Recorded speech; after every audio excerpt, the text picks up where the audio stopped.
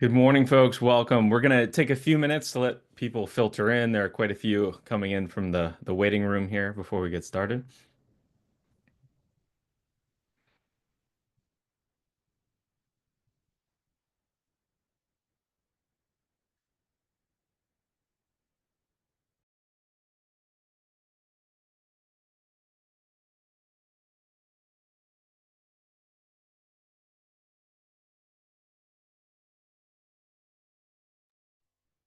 Give it one more minute. Folks are still filtering in.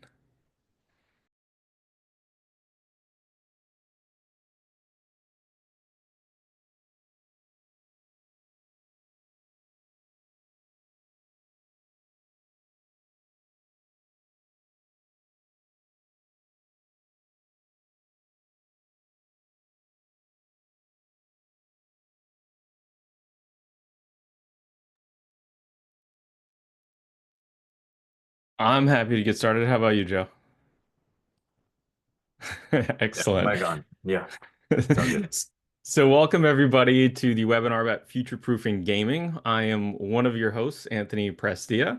I'm a VP at Territrue, which you can see up there, which is a SaaS platform used by a number of gaming companies to identify, document, mitigate risks related to privacy, security, AI, and a bunch of other use cases. Before TerraTrue, I was at Snap, where I started out as kind of the lone privacy attorney and did a lot of this work for that company as we acquired some gaming companies and launched them within our app. And then before that, I was doing similar work as outside counsel at Perkins Coie. Before we kind of jump into the topic and kind of give an outline for today, I'll want to pause and welcome my co-host, Joe Newman. Do you want to share a bit about yourself? Sure. Yeah. Thanks, Anthony, and thanks for having me on. I'm Joe Newman, senior legal counsel at KID. KID is a platform and service provider that does automated kids privacy and security, compliance and safety for kids in games and other online services. I come from the games world. So I got my start actually working in-house at Electronic Arts, doing kids privacy and other sorts of privacy and consumer protection for work for them. Then went to Ubisoft, and did, the GDPR circuit for them. And then I was also I went into private practice. I was at Fenwick and West and worked as outside counsel for a number of tech companies, large and small, just doing kids privacy work. Excellent. So today is scheduled for about 45 minutes. I think our goal here is going to be to take the next half hour or so for Joe and I to discuss a few topics really around primarily children's privacy, as that seems to be one of the main issues impacting a lot of our customers in the gaming space today. And that'll include things like age assurance, certainly privacy, online content, algorithms, addiction, use of AI in products, things like that. We'll pay attention to the chat and the question queue throughout. So if you have any questions, feel free to ask them and we'll try to hit those that we can in real time. But at the very least, we'll try to save 10, 15 minutes toward the end to take questions from the group. So as we get started here, I think the first topic I'd like to talk about is age assurance because it's one of those things, it's kind of the threshold issue, right? To figure out if these other child safety requirements even apply. So Joe, do you want to kick us off there? Sure. Yeah. So I'll take a big step back. So, there's the question you raised, which is like, do these laws even apply? Which is, is my service directed to children? And what we are seeing more and more is that regulators are taking an extremely broad view. So the most recent sort of expansion there was earlier this year with the FTC and the enforcement action against Genshin Impact, a Hoyoverse game. Again, the reason that that is important is because it was a unanimous decision by the FTC that Genshin Impact was a game that was child-directed, despite the fact that it was a T-rated game, that it was, generally marketed to adults, that it did not actually have, the FTC did not show evidence that there was a significant percentage of underage players. Obviously, it was a popular game, so there were a lot of kids in raw numbers, but as a piece of the overall pie, it was actually quite low.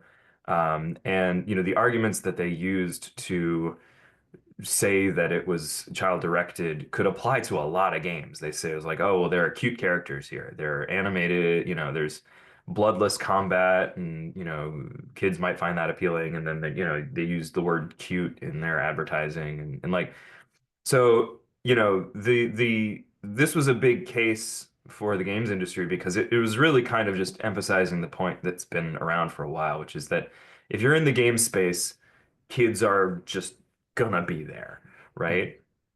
And so that is a segue to what are we now doing about how do we identify the kids?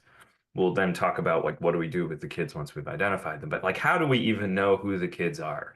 And this is why the topic of age assurance is incredibly timely and important. In fact, literally just I think yesterday or maybe even today, California introduced yet another bill mandating age assurance or age verification. Um, the landscape around identifying children for the last decade has been very primarily focused on self-declaration. So in, COPPA world, so COPPA being the Children's Online Privacy and Protection Act, it's a federal law that's been around since actually before the millennium. It's an old one, but it has always relied on self-declaration. So kids can just tell you how old they are, and if they say that they're under 13, then they need parental consent. Um, it's been the standard. Everyone kind of knows that it's rusty and that it's showing its age. There's statistics showing up to 80% of kids have admitted to lying about their age in order to access um, certain features that are intended for adults on the internet.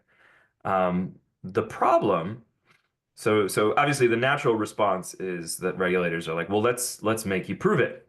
Let's make you prove your age. But finding a solution that actually works for the entire internet is tough. It's tough because there are constitutional concerns about it. It is asking for more personal data. It erodes, anonymity on the internet. There are security issues depending on the information that's used for verification. There could, create security breach risks. And then there's just practical risks. Who gets to be the person who decides what, the age signal is? The California law talks about putting the onus on App Store developers to collect and verify age. Problem is, and this is something that we encountered firsthand at EA, a lot of apps and experiences are designed to be cross-platform. So what do you do if Apple tells you that this is a 12-year-old, Google tells you that it's an 18-year-old, you know, they're on PlayStation and the PlayStation account is a 40-year-old. And how do you reconcile all those things? Like, that happens so often. It is tremendously difficult from a practical perspective. I'll stop there. I just gave a lot of exposition down. No, that's great. I mean, one of the things you brought up that's been interesting to me is really around some of the, say, like free speech or First Amendment challenges we've seen here in the US.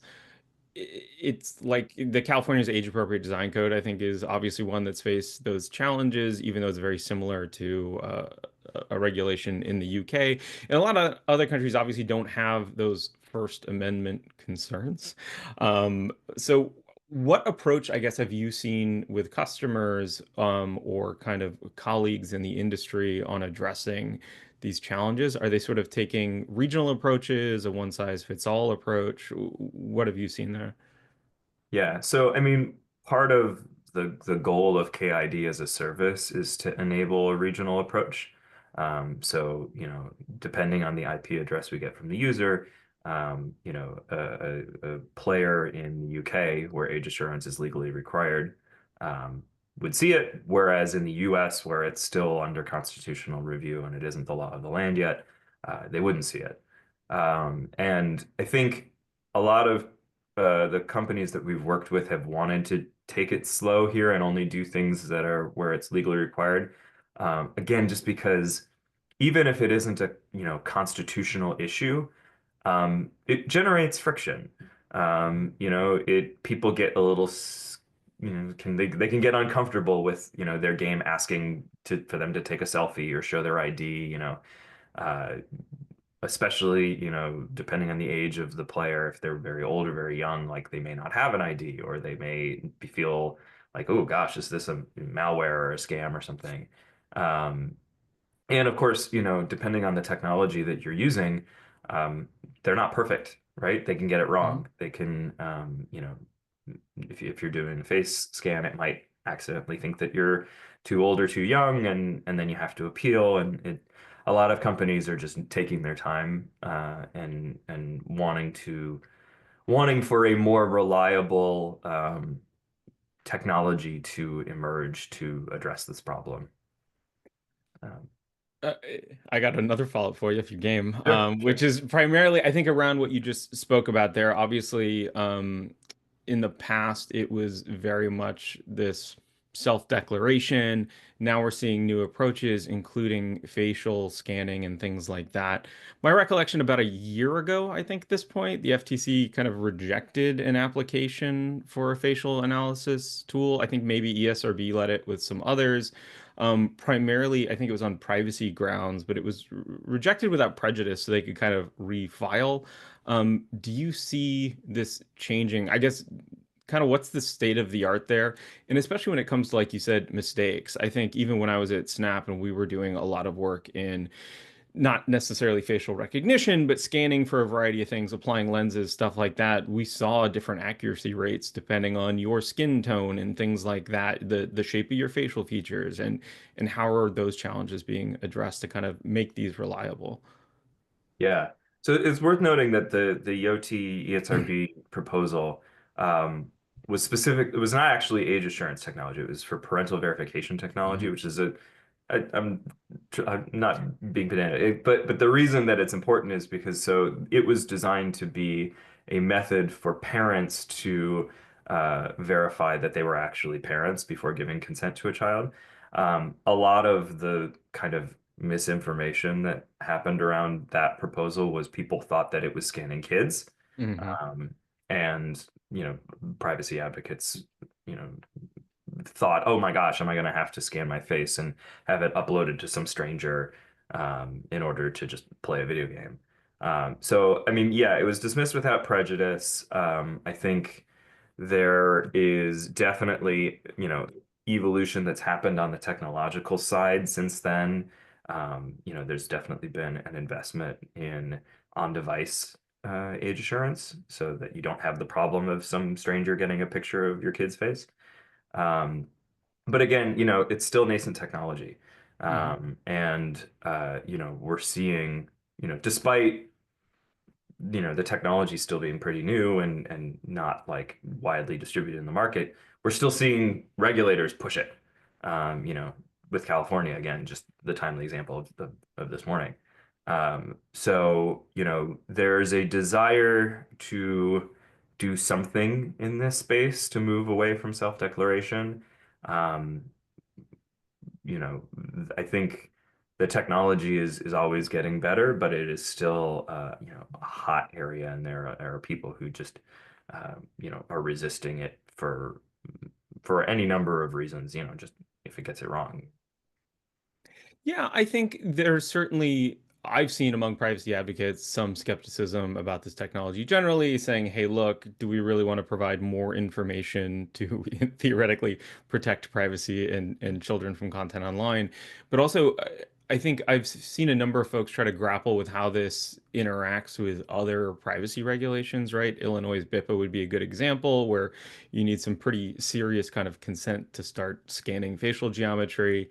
To the extent there have been solutions that are like essentially government ID plus some sort of facial scan, right? Not to necessarily predict age, but to say, hey, look, this ID says how old they are, and this proves that it's the person. I think Australia has some laws against using government IDs for these purposes. Like, are there practical ways anymore to kind of address these various things? What have you seen there? Yeah, I'm actually pretty optimistic. I think that the privacy and security issues, I think, are solvable. Hmm. I think that as the technology gets better, and again, like the privacy complaints are legit because if it is collecting biometric information, like you said, then yeah, there's a whole bunch of potential laws and implications and security implications. But again, I'm a big proponent of on-device estimation. You know, kind of similar to like the Face ID on your iPhone. Like Hmm. if nothing leaves the device, that puts me a little bit at ease.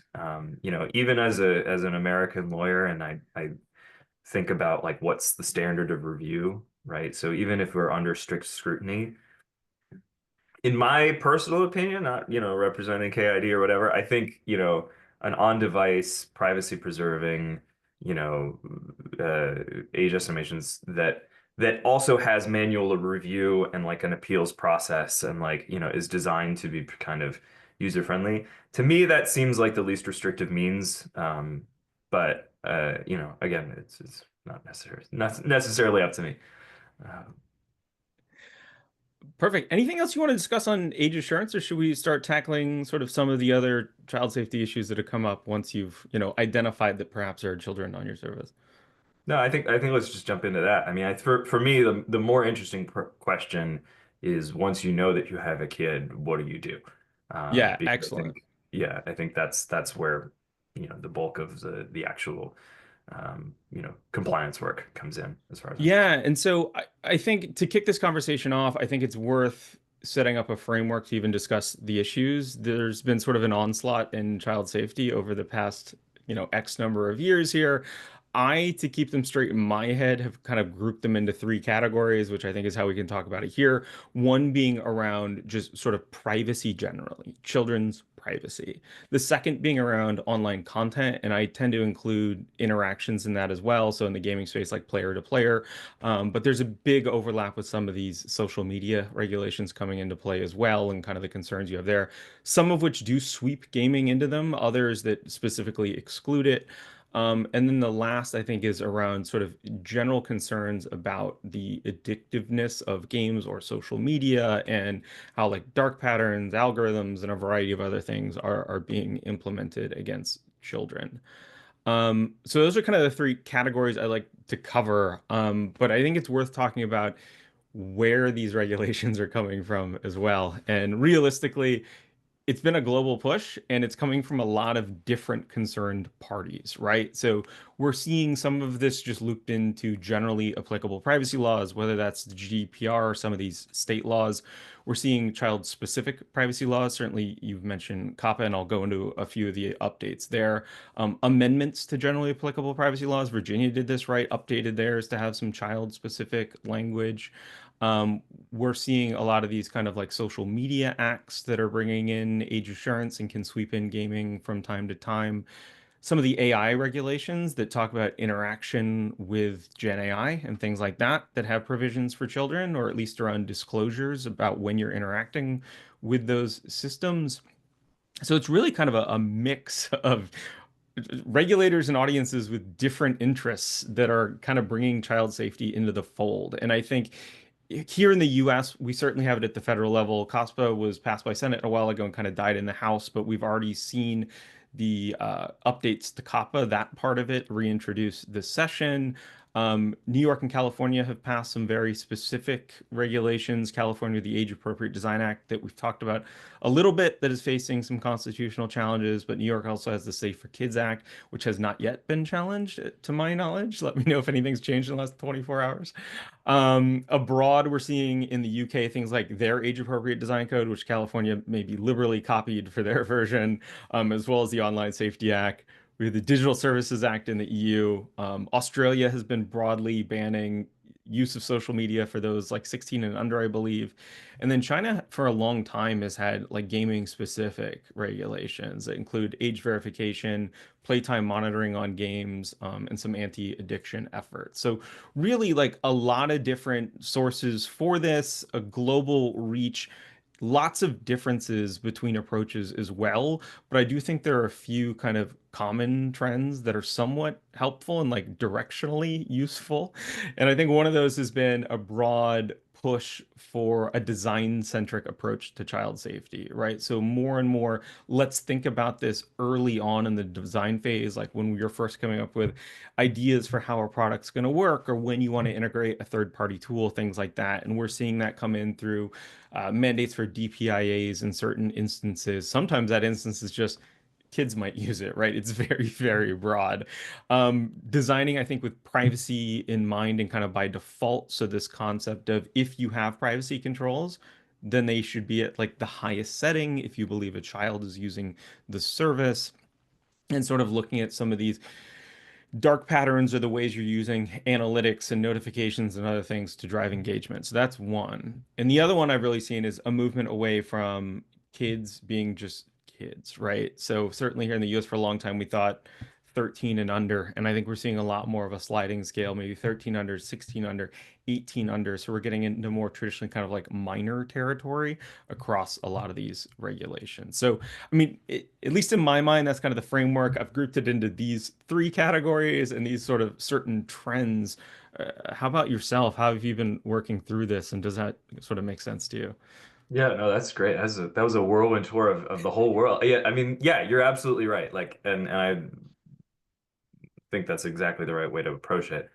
Yeah, I mean, you mentioned US, there's 39, I think I counted almost 50 different proposals at the state level. It's insane. The UK, the EU, Australia, China, I would add Indonesia, I would add India, I would add like there's the joke at KID is that like everyone in the world knows that you have to protect kids, but nobody in the world can agree on how or even what a kid is. Like what's how are we defining a kid? Is it 13, 16, 18, 17, 21? Um, and it, quite frankly, that was the genesis of KID as a company. Yeah. We were in our CEO is a former lawyer at Latham Watkins and partner there, and the regulatory fragmentation that is occurring around the world has become, I think, too complicated and nuanced for any one lawyer or even any really a legal team to just keep up with because it's Mhm. changing so rapidly. And there are these little nuances where in some, in Kansas, if you're 12 years old, you need parental consent. But if you are 16 years old, you don't need parental consent. But if it's a chat feature, then it needs to be off by default. And then if you're 16 in the UK, like it's every user and age needs their own age appropriate experience.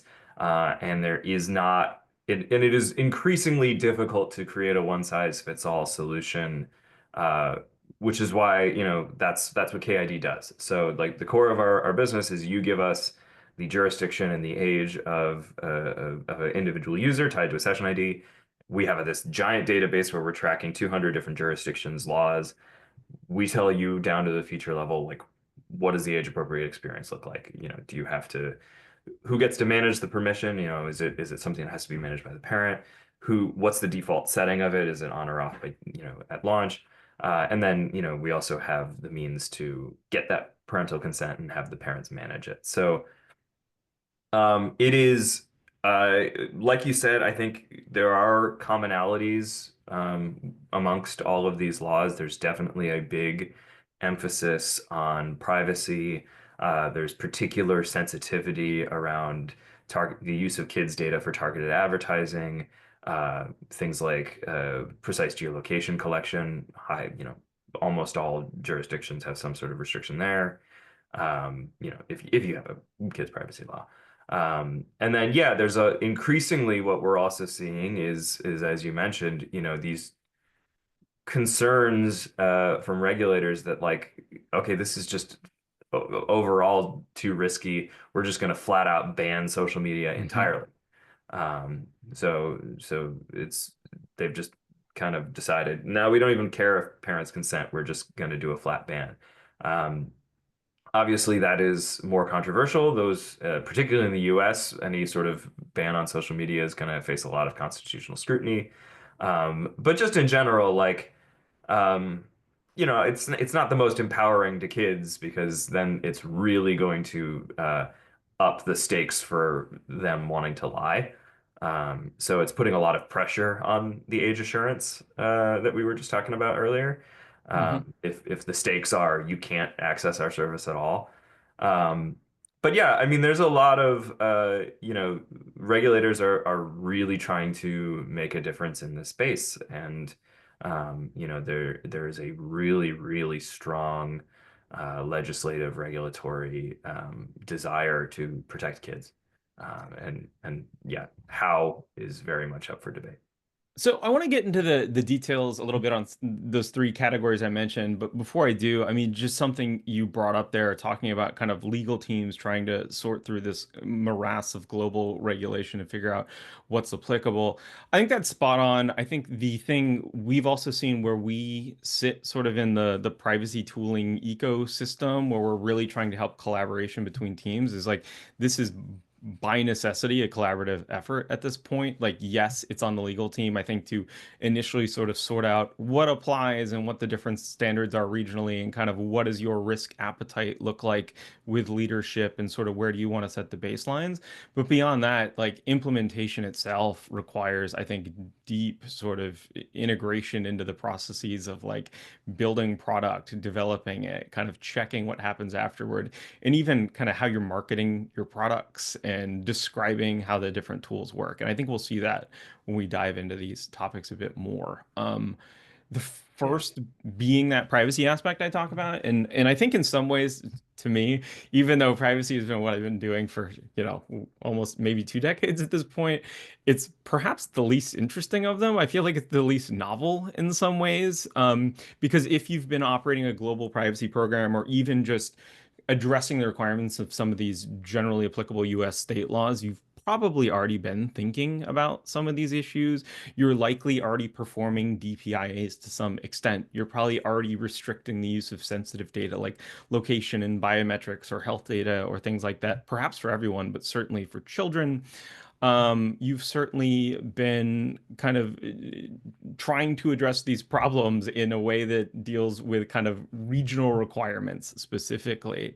And I think the newer considerations in my mind that are really triggered here that a lot of our customers are dealing with are privacy by default, which I talked about, which is coming from a lot of these age-appropriate design code initiatives, where before companies were thinking, well, should we introduce a privacy control here, right? Should we introduce an opt-out for this or an opt-in or what have you? And now saying, all right, well, we built these. Now we need to, once we do this age assurance, set them in a certain way for particular users is perhaps a new way of thinking about it.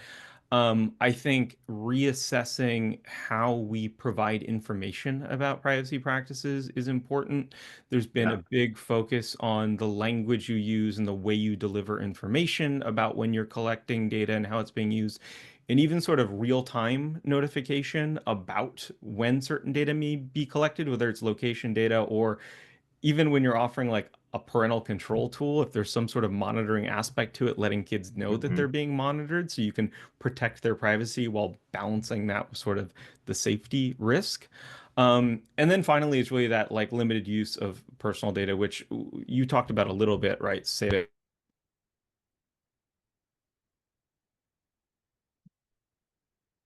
Uh-oh, I just lost you. I know it said my Oh, mic. no, no, you're back. You're back. You Okay. hear me? Perfect. Yeah, and so I think those are the big pushes I've seen that are kind of new that folks are thinking about. Are there others in the privacy space? And we can obviously move on to some of the other topics if, like me, you think, hey, these are maybe the least novel ones. But let me know. No, you nailed that, and I think the you're right that the biggest change I think for people who have been doing this in a while, like for a while, is the shift from it. A decade ago it was if you're under 13 you turn everything off, and now there's so much more of an emphasis on protecting teens and anyone under 18 with these privacy by default um, uh, requirements. And I think it has turned the process of legal compliance into much more of a UX question. I think all of the privacy lawyers now all need to kind of become UX designers. And actually, my favorite There was, I think it was earlier this month or maybe last month, the CPPA issued its first enforcement against Honda, and part of the penalty was they are required under the order to consult a UX designer to avoid sort of dark patterns. And like that's so interesting to me because like it is the intersection between privacy and just general consumer protection. Like, are these controls easy enough to use? Do they convey to users what, their rights are and what their controls are? Are they presented in a way that steers them towards making, a privacy, less protective choice or obscuring important information? And all that stuff is really complicated and cross-functional. So that's why it's really important to have, tools like TerraTrue and people who are kind of keeping an eye on those sorts of design decisions as part of the privacy by design process.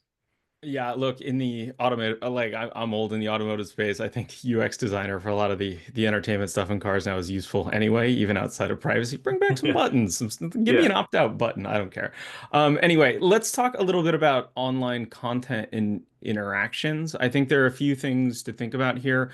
I think there's been broad concern about specific types of content and children having access to it. So that's everything from illegal content, which I think you have the argument of ooh, if it's illegal, should anyone have access?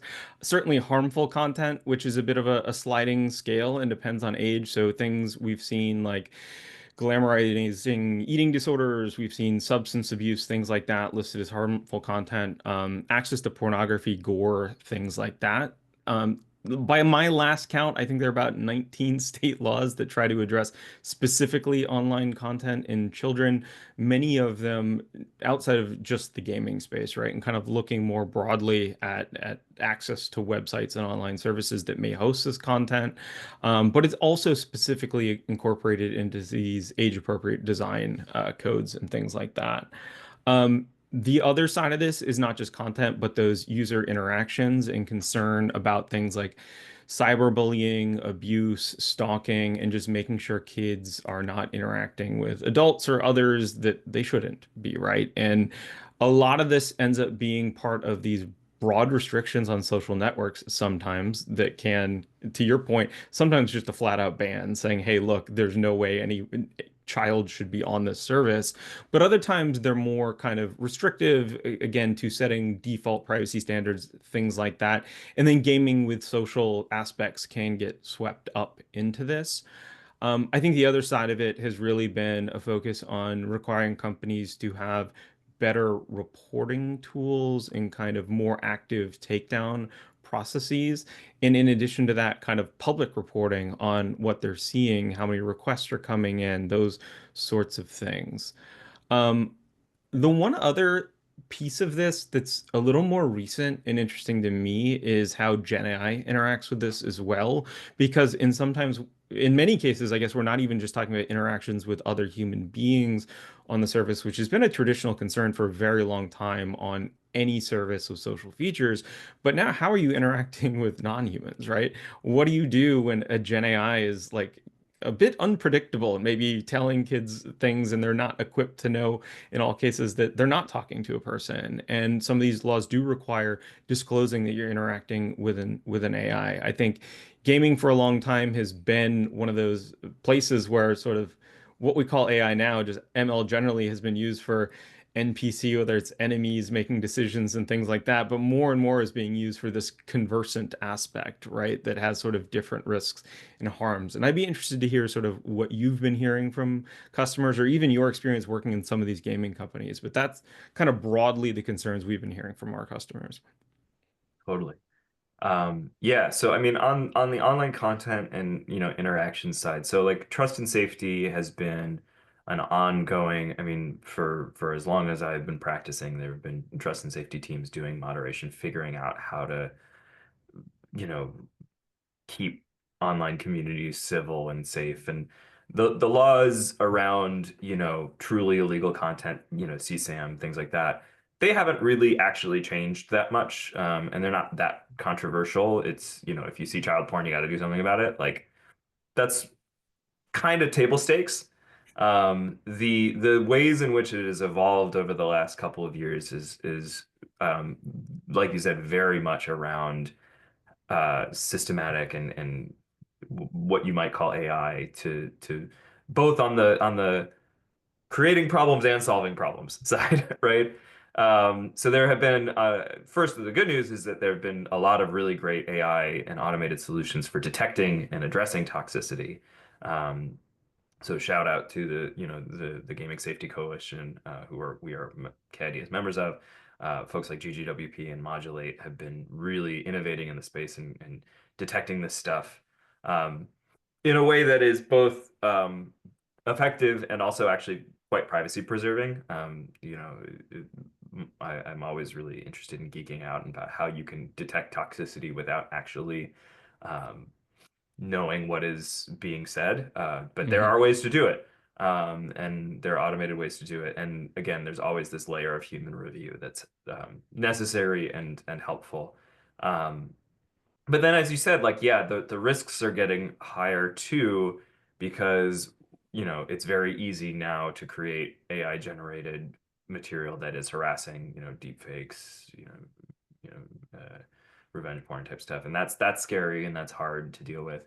And then, when you yourself are owning the AI that is potentially going to be saying harmful things, that's obviously tremendously risky. Because as we've seen over the last couple of years, the FTC and other regulators are very, very strict in saying, look, if it's your AI and your AI says something that's deceptive or harmful, you're responsible for it. You can't just blame the algorithm and say nobody's fault here. So like there's the AI who is giving out like discounts and flights or whatever, and like Hmm. like all of that stuff. Think of it as a kid, and the kid can bind the parent, right? So I think it is an area where there's a lot of innovation, and I do expect that the controls and the guardrails around AI will, in some places, get stronger, and in some places get weaker, and then we'll see how the market responds to, and do users care if it is kind of less safe. Um, Hmm. we certainly are seeing in the current administration, there's a big concern about moderation in general, content moderation being a form of censorship, um, and whether that leads to um, less silencing of oppressed voices or if it just leads to a lot more garbage. I think we'll have to see. I've played enough online games that I have my personal guess what it'll lead to, but Yeah. look, I know we're getting close to time. Let's at least briefly try to touch on algorithms and addiction a little bit. This has just been another big focus for a number of our customers, and then we can kind of grab some questions from the audience. But when I talk about kind of addiction, algorithms, things like that, it's kind of an amorphous category where I've grouped a few things, right? So one would be this general idea of regulating dark patterns, which we are seeing in these like age-appropriate design codes, as well as a number of these sort of generally applicable privacy regulations, but ideas that there are interfaces or practices that can lead to folks doing a few things, whether that's disclosing more information than they ordinarily would because it's much easier to kind of like consent to something than not, or it's designing systems that are meant to increase, sustain, or extend the use of, say, a game or a platform or things like that, which can be a mix of not just, your simple, this button's more prominent than the other one, but instead focusing on, timed push notifications around certain activities or auto playing specific types of media or rewarding time spent interacting with a service, streaks, things like that, right, can all lead to these dark patterns where a lot of regulators and parents are concerned that like we're driving addiction in these games and tools and kids are spending more time on them than they should. It's been addressed in a few ways. One, I think, is like looking at those dark patterns directly. Another are things like certainly China's broader restriction on usage and time that you can sort of even play games based on your age, or I think New York and California have more specifically looked at like things like notification time periods, where if you're a kid, when should you receive them, and kind of blocking out school time, and giving in like nighttime, right? And then saying, hey, there's this window in between where it might be okay to deliver them, but broadly don't. Um, the other we're seeing is kind of a push for some algorithmic transparency in some cases, right? To the extent you're making recommendation or showing things, with a goal to increase engagement, kind of explaining how those systems work. And then I think certainly just individual tools that drive engagement, everything from like loot boxes and things like that that you may find in games that people like get addicted to try the next one, or like drops from enemies and things like that. Um, so these are again, like to the earlier discussion, design decisions in many cases, and why we've seen this like collaborative effort be such a key piece where attorneys are kind of deciphering, well, which of these things apply in which regions, and as you're looking at a new game or a new product, how do you help communicate those requirements to the designers? Because if you don't, like, sometimes these are the underlying like mechanism of a game, or at least the revenue model, and if you killed at the last minute, you're gonna have some problems, right? Or at least you're regionally blocked from kind of like even offering a product or game. So getting on top of these early, I think, is incredibly important, and helping business stakeholders understand these requirements has been very important, and something our customers have been focused on doing with our tooling. But please let me know what you've been hearing there, and then maybe we can pause for a couple questions because I know we're coming up to Sure. time. Yeah, I mean, we could definitely talk for a whole other hour on just like these. I mean, and I will say, I mean, KID is as a, compliance platform, we will tell you where dark patterns are high risk, but it is, this is where a company like TerraTrue or, individual legal counsel, like that's the role that they have to play, right? Because we can't review every single mechanism in the game, and like that's why you need an audit of sorts. And like you said, it is an extremely subjective uh, area of the law where the buzzword dark patterns is always thrown around, but it's really tough. I have like a visual that I sometimes use at conferences is like the spectrum of good game design. Like we want to make games that are fun and people want to play for a long time. And then on the other end of the spectrum is clearly like deceptive and fraudulent manipulative tactics. But then there's this incredible, like, super huge gray area in the middle of things that are like, that's a little annoying versus that's a dark pattern that's illegal. And like it's so dependent. The loot box decision was one where we actually saw like that debate happening in real time Hmm. in the concurrences and dissents of the FTC commissioners. You had some commissioners like Commissioner Slaughter, who was like, loot boxes are a scourge and they should never be sold to kids. She used the word scourge, which I thought was amazing. And then you have, Commissioner Ferguson, who's now the chair, saying, I'm not going to foreclose the possibility that loot boxes might be harmful, but we haven't made that case here, and I don't want to say that they're per se because like what? It's the same as like the little gotcha machines that you get Hmm. at like the dentist's office. So like and how much random chances becomes something that we think is inherently unfair, and how much notification, like is it possible to create a loot box that is um you know, friendly and consumer, transparent? I think my answer to that question is it depends very much on the age of the user. I think a 14-year-old can pretty much understand what a loot box is and that the odds are super low and that they can kind of, it isn't inherently unfair to sell that to them. 5-year-old? I don't know. I don't think a 5-year-old can quite understand, probability. I tried as an experiment to teach my 5-year-old how loot boxes works, and it took a long time. Um, so I think, yeah, to me, it all just comes back to the same idea of if you're operating in this space, it's really important to have an age appropriate experience. What is appropriate for a 5-year-old is not what is appropriate for a 14-year-old, 16-year-old, 18-year-old. And the future, I think, in my eyes, is something that is a lot more dynamic and tailored and personalized based off of what the laws and just best practices are for different age groups. That's perfect. We just hit 9:45, I realized. So we Hmm. left 0 minutes for questions. I'm happy to sit for a sec. If anybody has a burning question on the call, please go ahead and raise your hand or type it into the chat. I'll give a few minutes to see those come out. Otherwise, we'll end the session, and I really appreciate everyone joining. So please, you've got a couple minutes if you want to ask anything now.